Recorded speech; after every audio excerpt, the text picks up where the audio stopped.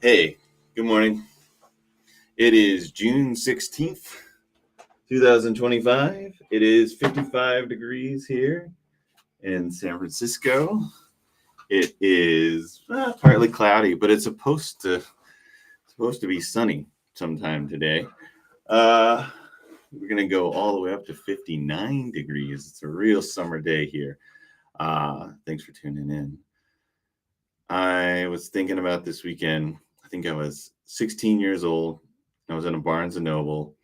I was just going through the shelves, picked up a book, started reading the words on the page, and it sounded exactly like my inner monologue.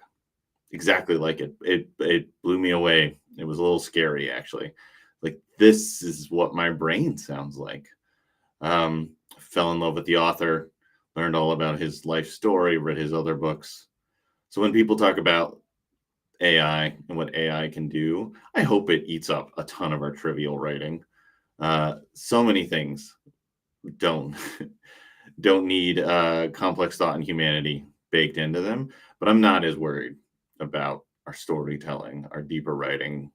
And maybe I'm hoping it pushes us to be a bit more human in how we communicate to one another, just like this. I'm generally a techno optimist when it comes to how individuals will use technology, and I'm somewhat of a pessimist when it comes to what happens when capitalism ramps it up. But we have choices in capitalism as consumers. We don't have to go see a movie that was written by AI, right? If we want to support human creators.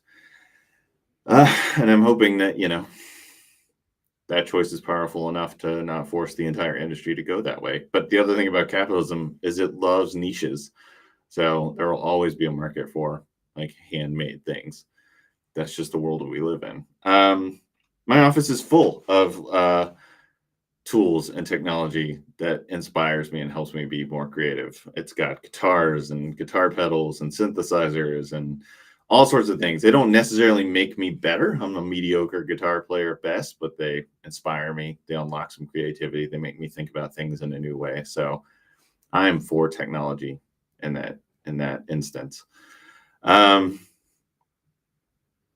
about 10 days, Nike's going to launch an event with a female athlete and a world record attempt to break a 4-minute mile.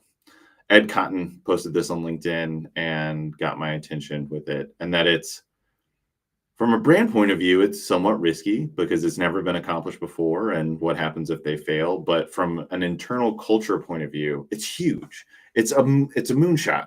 It is something to rally the troops around and to give them some purpose and meaning. I think about so many large organizations now, and their goals that they give people internally are like, let's grow by 3%. Or, let's not be hated by customers and culture. I think moonshots are amazing. They're great at galvanizing people. I think that in the middle of uncertainty, the kind of uncertainty that we're all swimming in right now, a moonshot is a perfect way to focus employees. And it could be mildly delusional too. I'm not saying a 4-minute mile is. I'm thinking about other companies and the moonshots that they've set. I think that you want to give people something to hope for. If you give them a long enough timeline, that's great. It's just got to resonate with their souls, right? Going back to the humanity at work aspect of this.